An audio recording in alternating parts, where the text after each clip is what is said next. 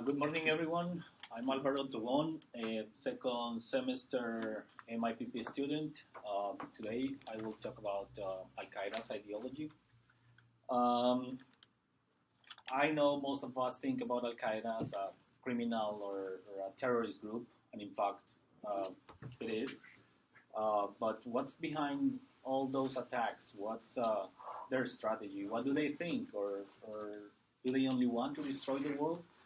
For today, I will discuss first what are the main tenets of Al Qaeda's ideology. Second, what are the fundamental elements for their strategy, and finally, how the West has approached this war. Before that, I will give you some context about Al Qaeda. The group was founded in 1988 by Osama bin Laden after the Soviet Union war in Afghanistan. Osama bin Laden and some other leaders from this insurgency founded the group. In the Gulf War, before the invasion of Iraq in Kuwait, Osama bin Laden offered his help to the king of Saudi Arabia to protect their country against the invaders, and the king rejected this offer, and instead of that, received the help of the United States and its allies. This was a huge problem for bin Laden, and because he believed that foreign troops in the holy land of the two mosques, which are Mecca and Medina, the two holy cities for the Muslim population or for the Muslim religion, was like profane, a sacred site. Finally, the 9/11 attacks, the first major kind of terrorist act from Al Qaeda, and I know all of us know the results of the 9/11 attacks. But the main thing here is that after the attacks, 1 month later, Al Qaeda brought on a statement saying that the reasons for the attacks were mainly for the globalization, for the colonization of Islamic lands, and the imperialism. Basically, these were the main reasons for Al Qaeda to start a war against the West. Um, so first of all, we start with the Al Qaeda's ideology. I know many of us know about the Islamic religion, the basic things, the two main branches, which are Sunni Islam, which is 80% of the Muslim population, and Shia Islam, that is 20%. Al Qaeda has identified itself with the Sunni Islam, especially with a very extreme interpretation of this branch. Their ideology, they have called it the Salafi jihadism. Salafi jihadism criticize the continuous attacks and humiliations of Muslims by what they call the anti-Islamic alliance, which is composed by Jews, by Crusaders, Zionists, apostates, unbelievers. Those are the terms when they refer to the West, especially to Israel and to the United States. Tawhid is the main tenet of the ideology. It's basically the oneness of God, the recognition that is only one God for them. They don't recognize any other religion. Al Qaeda, they think that there's only one God in the world, and it's the only one that is allowed to dictate laws. Anyone who tries to claim sovereignty over another region, over a land or something, should be penalized, should be punished, and most of the time this punishment is death. Jihad is jihad means struggle or violence for them. Um, it is the program of action of the ideology. It is the only way for them to conquer the world, which is their final objective. And jihad is an individual duty for every Muslim. And in this way of thinking, jihad uh, kind of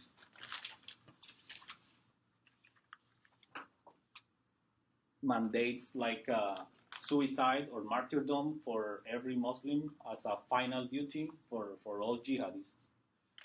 Um, Second,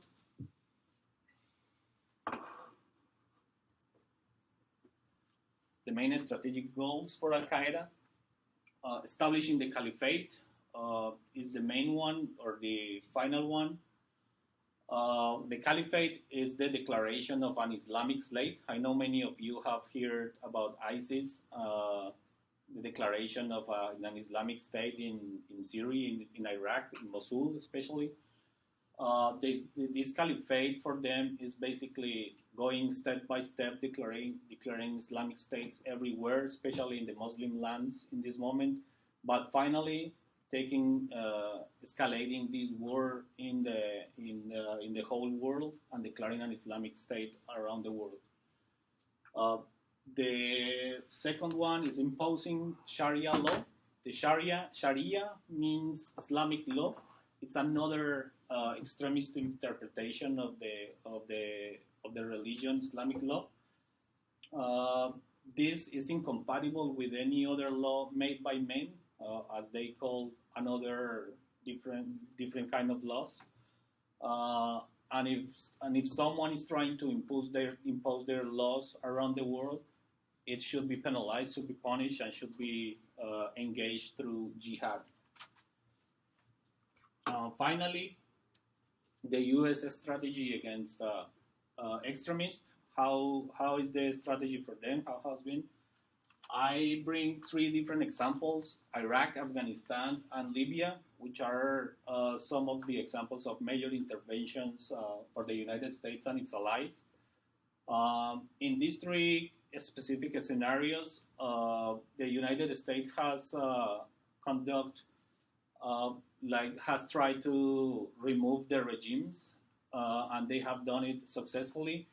But unfortunately, after the war, these countries have not done so well because the nation-building programs after the war has barely absent. The economic aid, the social aid for these countries has been completely absent, and that was the major problem after the wars. Because if you know that, Iraq, Afghanistan, and Libya are a major problem right now, not only for the United States, but for the world, because the world started over, and this was a main reason for the extremists to continue the war and to take advantage of the weakened institutions in these countries to start over. Especially in Libya, for example, the United States right now is trying to see what to do after they left, because they removed Gaddafi, but the country is doing really bad.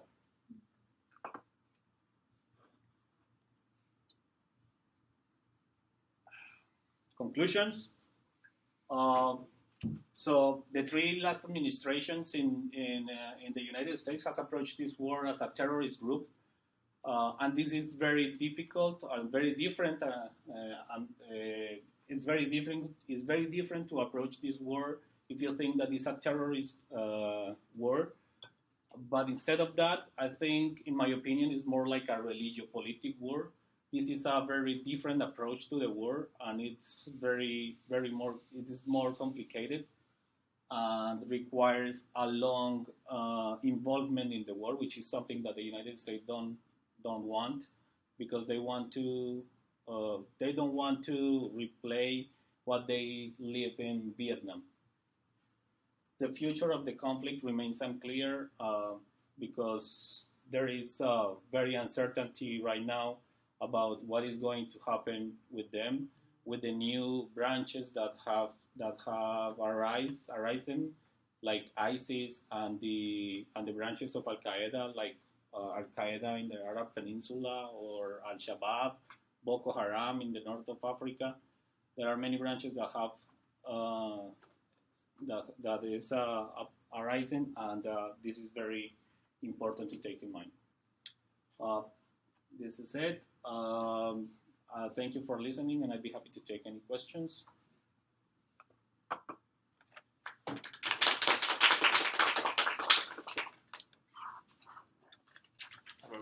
Yep.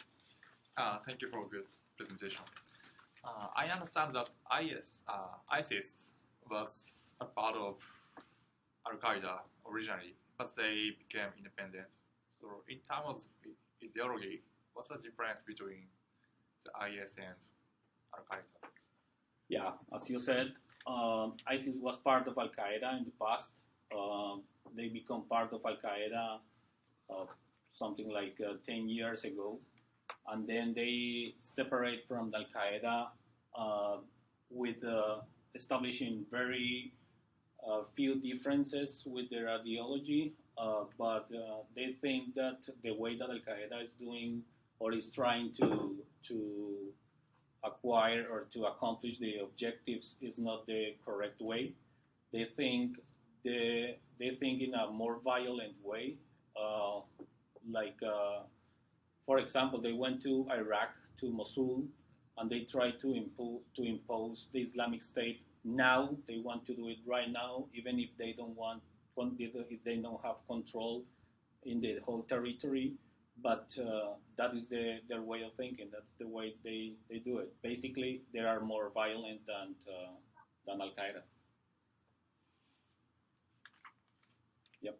Yeah, I think Muslims had the same ideology or concept about religion when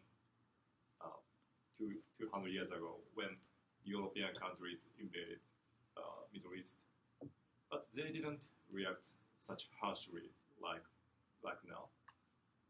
Well, I'm not sure why they started to react so hard or started jihad. You mean when Al Qaeda was founded? Was created? Yeah.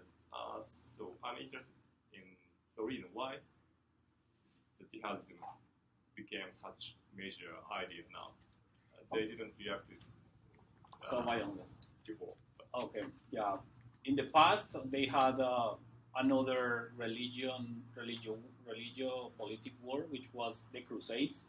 I know many of you have heard about that. That was when some countries, some religions of Europe tried to invade the Muslim lands, and it was a religion war, the Catholics or the Christians against the Muslims. And right now, they think they are feeling the same way.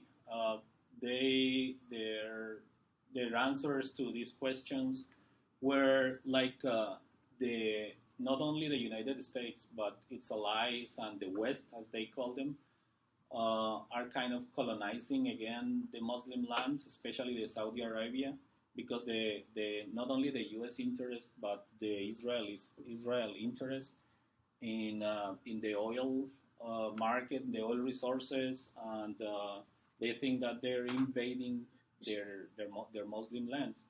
So this become a huge problem for not only for Al Qaeda but for the Taliban, for these extremist groups in the Middle East that think that the West is invading their lands. Can I ask one? Okay. Yeah. Yes. Actually, there was Crusader.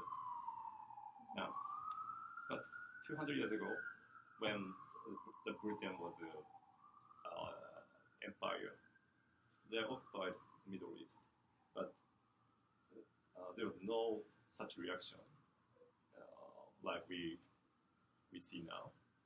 So I'd like to know why there's no jihadism in 19th centuries or 18th century. Well, it's a very interesting and difficult question.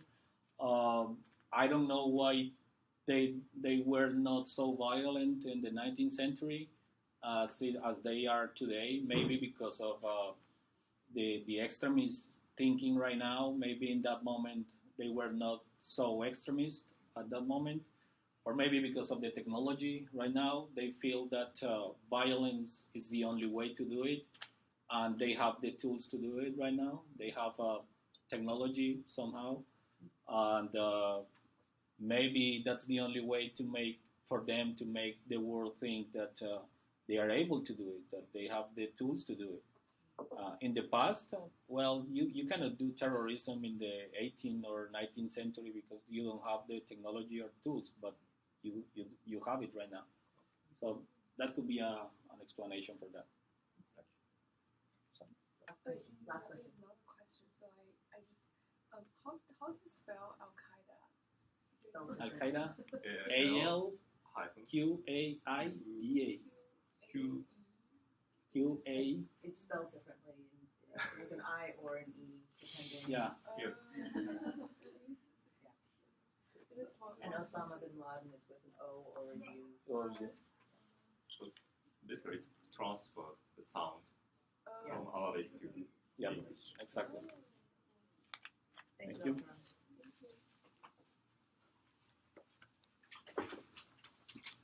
Yeah, here, that's an interesting question too. I don't know why. I mean, the invasion was much clearer 200 years ago than it is today, and the response was not nearly as violent as it is today. I think at the time there was conflict.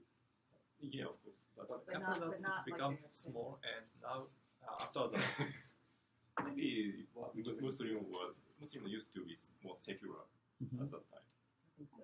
Used to recording the video as well. after in the